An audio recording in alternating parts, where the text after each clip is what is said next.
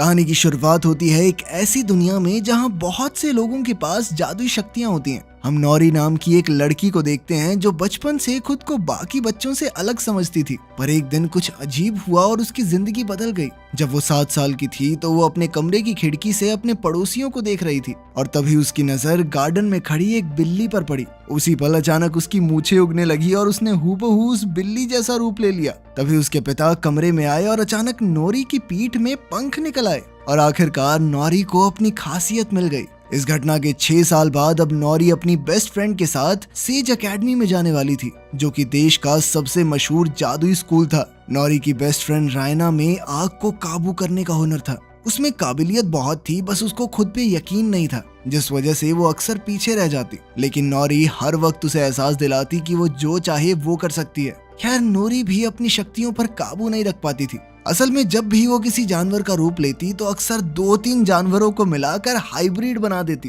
खैर, कुछ हफ्तों बाद नौरी और रायना बाकी बच्चों के साथ सेज एकेडमी तक जाने वाली बस लेने स्टॉप पर पहुंच गई। लेकिन तभी एक अजीब सा आदमी पेड़ के पीछे से बाहर आया और उसने कहा कि वो सभी बच्चों को उनके नए जादुई स्कूल में ले जाने आया है। फिर सभी बच्चों ने अपने माँ बाप को अलविदा कहा और उस आदमी के पीछे जंगल में घुस गए। कुछ देर चलने के बाद उन्हें एक पोर्टल मिला जो सीधा उन्हें सेज एकेडमी तक ले गया। सबसे पहले बड उस पोर्टल में गया और जल्द ही नौरी और रायना के साथ बाकी बच्चे भी पोर्टल में घुस गए। वहां पहुंचते ही उन्हें एहसास हुआ कि स्कूल में उनके फोन काम नहीं कर रहे। जल्द ही स्कूल की प्रिंसिपल लिंडा उनके सामने आई और उसने कहा कि सभी बच्चों को उनकी काबिलियत के हिसाब से 5 कैटेगरीज में बांटा जाएगा। पहला ग्रुप था फजीज, जिनमें उन बच्चों को भेजा जाएगा जो जानवरों के साथ बातचीत कर सकते हैं। अगला ग्रुप था फ्लिकर्स, जो अपने हाथों से किसी भी चीज को खींच सकते हैं। इसके बाद द फ्लेयर्स, जो कि आग की शक्ति को काबू कर सकते हैं। चौथा ग्रुप था फ्लायर्स, जो हवा में उड़ सकते हैं। और 5वां ग्रुप था फजर्स, जो किसी भी जानवर का रूप लेने की काबिलियत रखते हैं।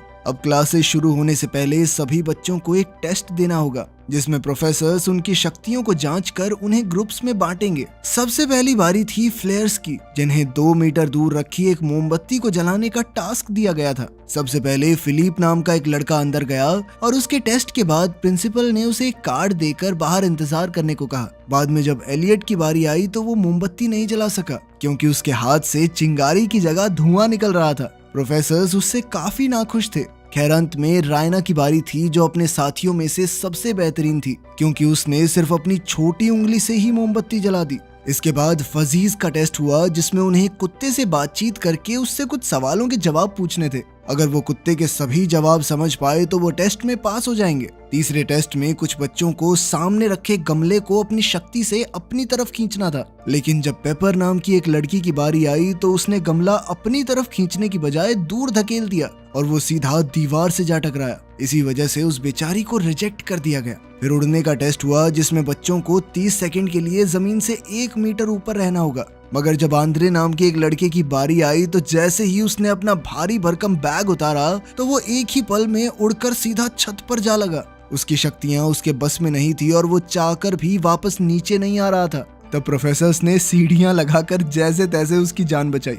आखिरकार अब नौरी के ग्रुप की बारी थी और इस टेस्ट में उन्हें सामने रखी एक बिल्ली को देखकर 6 सेकंड के लिए हूबहू उसके जैसा रूप लेना है। मगर जब नौरी की बारी आई तो उसने अपना रूप बदला तो 2 सेकंड में ही उसकी पीठ में पंख निकल आए, जिसे देखकर सभी प्रोफेसर्स हैरान रह गए। असल में नौरी दोबारा से अपनी शक्ति पर काबू खो चुकी थी। खैर, टेस्ट के बाद उसे भी बाकी बच्चों की तरह एक कार्ड मिला। आखिरकार सबके टेस्ट पूरे होने के बाद सभी बच्चे एक मैदान में इकट्ठे हुए, जहां उन्हें अपने कार्ड्स खोलने थे ताकि उन्हें पता चले कि वो किस ग्रुप का हिस्सा होंगे।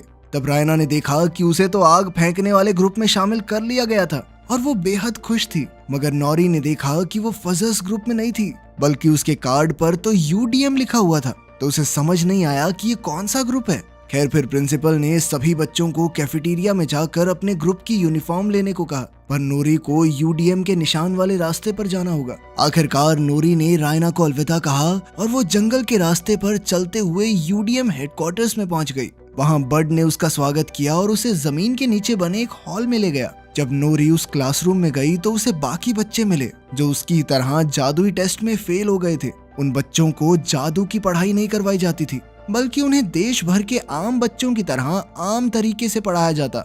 ये सुनते ही नोरी को बहुत गुस्सा आया और उसने पूछा कि वो एकेडमी के बाकी बच्चों की तरह जादू क्यों नहीं सीख सकते। तभी प्रिंसिपल लिंडा वहां आ गई और उसने बताया कि यूडीएम का मतलब है अपसाइड डाउन मैजिक, यानी वो बच्चे जिन्हें सही जादुई शक्तियां नहीं मिली और ना ही इन जादुई शक्तियों का कोई फायदा था। लिंडा ने कहा कि वैसे भी तुम सब कभी अपने जादू का ठीक से इस्तेमाल नहीं कर पाओगे, इसलिए सही यही होगा कि वो तब तक यहाँ आम बच्चों की तरह रहें जब तक वो अपना जादू भूल ही ना जाएं। इसके बाद वो वापस असली दुनिया में जाकर आम बच्चों के साथ पढ़ सकते हैं। फिर उसने बताया कि साल 1939 में रेजिनाल्ड रॉबर्ट्स नाम के एक बच्चे की वजह से स्कूल में ये रूल बनाया गया। वो लड़का शैडो मैजिक यानी काले जादू का शिकार हो गया था। शैडो मैजिक ऐसा जादू था जो सिर्फ दूसरों को नुकसान पहुंचाने के लिए किया जाता था। तब उस लड़के के जादू का मुकाबला करने के लिए प्रोफेसर्स और बच्चों ने मिलकर उसे एक खुफिया किताब में कैद कर दिया। ये शैडो मैजिक बिना किसी इंसान के शरीर में घुसे काम नहीं करता।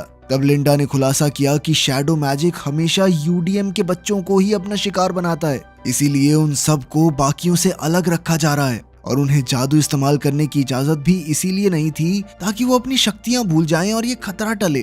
खैर उसी दिन चुने गए बच्चों को अपने ग्रुप की क्लासेस में भेज दिया गया। तब रायना को पता चला कि कुछ ही हफ्तों में एनुअल फाउंडर्स डे का फंक्शन होने वाला है। इस प्रोग्राम में 5 नए बच्चों को पूरी एकेडमी के सामने अपना जादू दिखाने का मौका मिलेगा। इसके लिए हर प्रोफेसर अपने ग्रुप में से 2 सबसे बेहतरीन बच्चों को चुनेगा और उनके बीच होने वाले मुकाबले में जो जीतेगा उसे ही फंक्शन में जादू करने का मौका मिलेगा। इसके बाद फ्लेयर्स की प्रोफेसर एर्गॉन ने अपनी पहली क्लास ली, जिसमें उसने रायना को अपनी शक्तियों की मदद से कॉर्न को पॉपकॉर्न में बदलने को कहा। हालांकि रायना काफी घबराई हुई थी, पर फिर भी वो टास्क को अच्छे से पूरा कर रही थी। लेकिन तभी फिलिप उसके जादू का मजाक उड़ाने लगा, जिससे वो थोड़ा नर्वस हो गई और अचानक सभी पॉपकॉर्न जल गए। ये देखने के बाद आर्गॉन ने रायना को खूब डांटा। तब हम देखते हैं कि 2nd ग्रेड की लड़की चंद्रा कमरे से बाहर खड़ी ये सब देखकर मुस्कुरा रही थी। खैर फिर अगली सुबह बड अपने स्टूडेंट्स को गार्डन में ले गया और उसने कहा कि आज उनके लिए एक सरप्राइज है। जब उसने शेड का दरवाजा खोला तो नूरी को कुछ झाड़ू दिखाई दी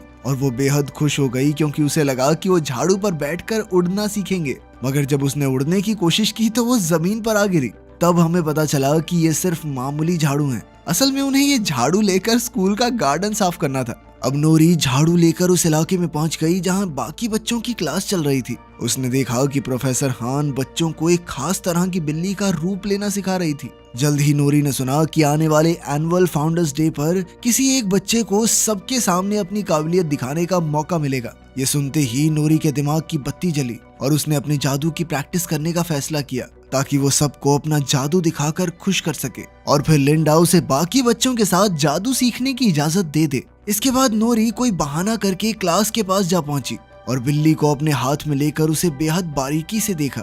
अब उसने बिल्ली के सभी हाव भाव याद कर लिए ताकि वो पूरे स्कूल के सामने हूबहू इसी बिल्ली का रूप ले सके।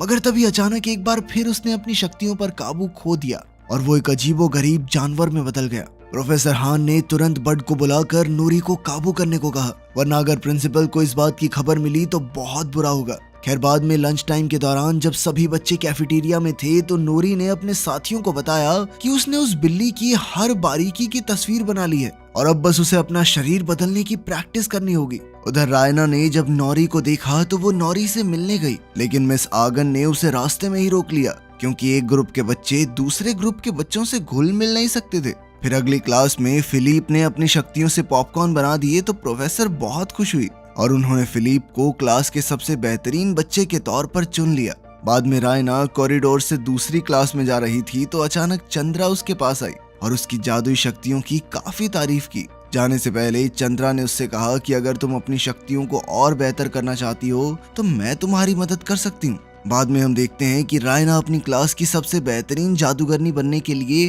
रात में भी लाइब्रेरी में बैठकर पढ़ाई कर रही थी। जब वो एक किताब वापस रखने गई तो अचानक एक काले रंग की किताब अपने आप शेल्फ से नीचे गिर गई। रायना ने पास जाकर किताब को उठाया तो पता चला कि ये शैडो मैजिक की किताब थी। जैसे ही रायना ने वो किताब खोली तो अचानक सारी लाइट्स बंद हो गई और उसे एहसास हुआ कि उससे बहुत बड़ी गलती हो गई है। उसने तुरंत किताब को वापस रख दिया और अपना सामान लेकर अपने कमरे में वापस जाने लगी, पर जल्द ही उसने देखा कि ये किताब उसका पीछा करने लगी थी। वहीं दूसरी ओर नोरी अपने हॉस्टल में अपने बाकी साथियों के साथ बिल्ली का रूप लेने की प्रैक्टिस कर रही थी, मगर बहुत कोशिश करने के बावजूद वो 3 सेकंड के बाद कई सारे जानवरों में बदल जाती। फिर अगले दिन रायना ने खिड़की से नोरी को अपने नए दोस्तों के साथ देखा तो वो थोड़ी दुखी हो गई, क्योंकि उसे लगा कि अब नोरी उसे भूल चुकी है। तभी अचानक शैडो मैजिक की वो किताब खुद ब खुद उसके बेड पर आ गई और उसके पन्ने अपने आप पलटने लगे। वो एक चैप्टर पर आकर रुके जिसमें अपने अंदर छुपी शक्तियों को उजागर करने की टेक्निक सिखाई गई थी। जब रायना ने ये चैप्टर पढ़ना शुरू किया तो अचानक उसके चारों तरफ एक काला बादल मंडराने लगा और तुरंत उसके शरीर में घुस गया। फिर कुछ घंटों बाद सभी नए बच्चे एक हॉल में इकट्ठा हुए। वो सब हर क्लास के 2 सबसे बेहतरीन बच्चों के बीच होने वाले मुकाबले को देखने आए थे। सबसे पहले फ्लेयर्स की बारी थी, जिसमें फिलिप और रायना आमने सामने थे। फिलिप को यकीन था कि वो बड़ी आसानी से मुकाबला जीत जाएगा, मगर रायना ने समय से पहले ही कौन से पॉपकॉर्न बना दिए। फिर प्रोफेसर आर्गन ने पॉपकॉर्न खाए तो वो बेहद खुश हुई, क्योंकि वो एकदम परफेक्ट थे। आखिरकार रायना को फ्लेयर्स की तरफ से एनुअल फाउंडर्स डे पर अपना जादू दिखाने के लिए चुन लिया गया। उसी पल नोरी भी वहां आ पहुंची और उसने कहा कि वो अपना जादू ठीक करने के लिए कई दिन से प्रैक्टिस कर रही है। उसने अपनी काबिलियत दिखाने के लिए एक आखिरी मौका मांगा और तभी एक बिल्ली का रूप ले लिया। इधर प्रोफेसर हान उसका समय नोट कर रही थी, पर 4 सेकंड के बाद ही नोरी की पीठ से फिर से पंख निकल आए और वो अपनी शक्तियों पर काबू खो बैठी। वो बेहद घबरा गई और इसीलिए लगातार अजीबोगरीब जानवरों में बदल रही थी। तब रायना ने अपनी दोस्त को शांत करने की कोशिश की, पर शैडो मैजिक वाली वो किताब पढ़ने के बाद अब रायना की शक्तियां कई गुना बढ़ चुकी थी और वो भी अपनी आग पर काबू ना पा सकी, जिस वजह से एक बहुत बड़ा आग का गोला बना जिसमें नोरी की बलि चढ़ने ही वाली थी कि तभी वो अपने असली रूप में आ गई। रायना ने तुरंत उससे माफी मांगी और बड ने नोरी को सहारा दिया। ये सब देखकर प्रिंसिपल लिंडा ने बड को खूब डांटा और उसे अपने स्टूडेंट्स को काबू में रखने को कहा, वरना उसे अपनी नौकरी से हाथ धोना पड़ेगा। इसके बाद नोरी और उसके दोस्त यूडीएम हेडक्वार्टर्स में लौट आए और वो बेहद दुखी थे, क्योंकि अब वो जिंदगी में फिर से जादू इस्तेमाल करने की उम्मीद खो चुके थे। तब हमें पता चला कि कई साल पहले बड भी उन्हीं की जगह था, यानी वो भी यूडीएम का स्टूडेंट था।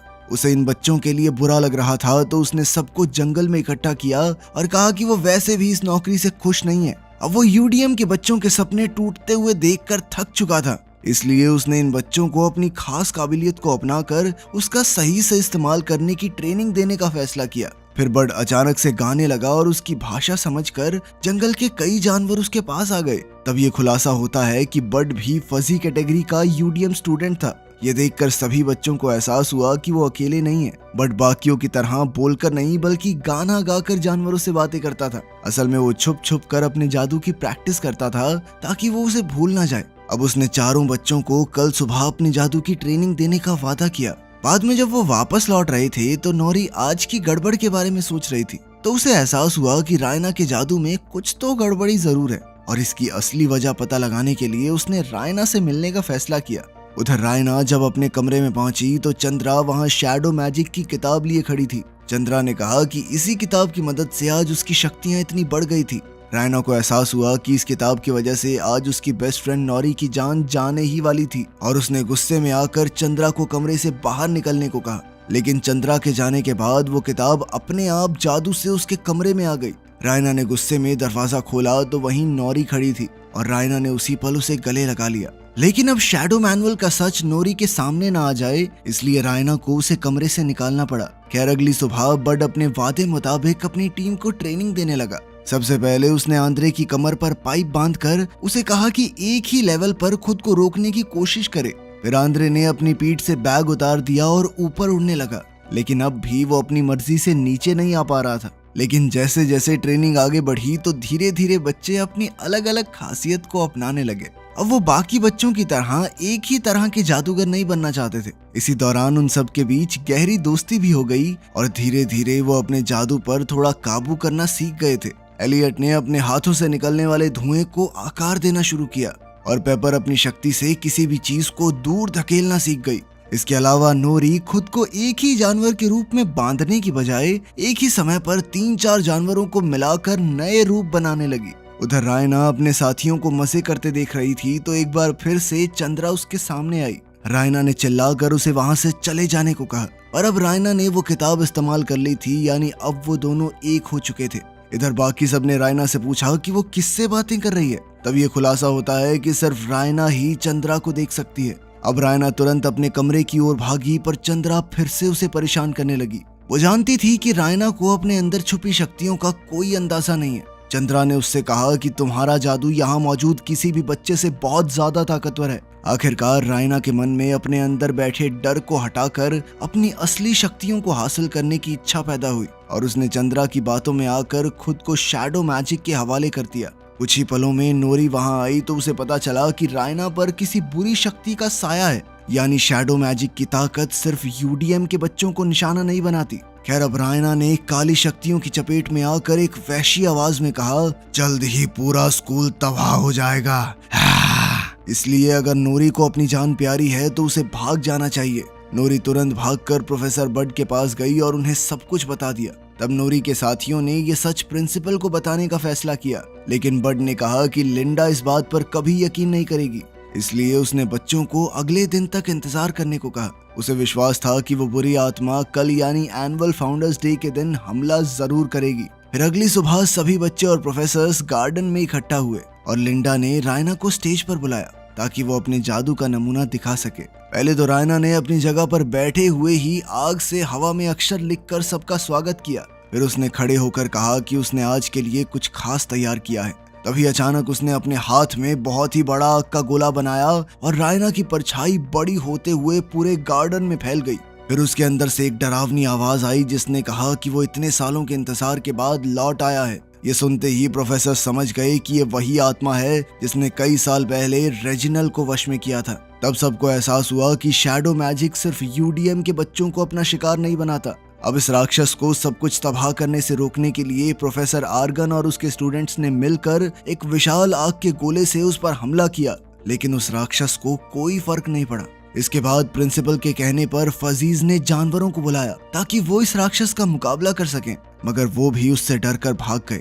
इसके बाद शेप शिफ्टर्स ने अपना रूप बदला ताकि वो राक्षस पर हमला कर सकें, लेकिन उन्होंने ऐसे जानवरों का रूप लिया था जो उसका कुछ भी नहीं बिगाड़ सकते थे। अब सभी बच्चों की उम्मीद बिल्कुल खत्म हो चुकी थी और अंत में यूडीएम के बच्चे सामने आए। पेपर ने अपने हाथों से जबरदस्त जोर लगाया जिससे राक्षस पीछे खिसकने लगा। फिर एलियट ने धुएं की एक दीवार बनाई ताकि राक्षस कुछ देख न सके। उधर आंद्रे हवा में उड़ गया ताकि वो राक्षस का ध्यान भटका सके और इसी दौरान नोरी ने एक भयंकर जानवर का रूप लिया जिससे वो राक्षस पर हमला करने वाली थी। आखिरकार लिंडा ने सभी बच्चों को अपनी शक्तियां मिलाकर एक साथ राक्षस पर धावा बोलने को कहा, लेकिन नोरी ने किसी को भी उसके करीब आने से मना कर दिया। वो जानती थी कि इस राक्षस के पीछे थी उसकी बेस्ट फ्रेंड रायना। अब उसने खुद अपनी जान खतरे में डाल दी ताकि रायना राक्षस पर काबू कर सके। राक्षस नोरी पर हमला करके उसका काम तमाम करने ही वाला था कि ऐन वक्त पर उसके अंदर से एक जबरदस्त आग के गोले का धमाका हुआ जिससे वो राक्षस वहीं भस्म हो गया। नोरी ने देखा कि आखिरकार रायना शैडो मैजिक से आजाद हो गई थी, जिसके बाद उसने चैन की सांस ली और रायना को गले लगा लिया। आखिरकार यूडीएम के बच्चों ने मिलकर सेज एकेडमी को तबाह होने से बचा लिया था और इसी दिन के बाद से यूडीएम प्रोग्राम को कैंसिल कर दिया गया। अब यूडीएम के बच्चे भी बाकियों के साथ मिलकर अपने खास जादू का इस्तेमाल करना सीखने लगे और इधर बड को भी एक फुल फ्लेज प्रोफेसर बना दिया गया जो कि अब बच्चों को अलग तरीकों से जानवरों से बात करना सिखाएगा। वीडियो पसंद आई तो लाइक कर देना, चैनल को सब्सक्राइब कर लेना। मिलते हैं अगली वीडियो में।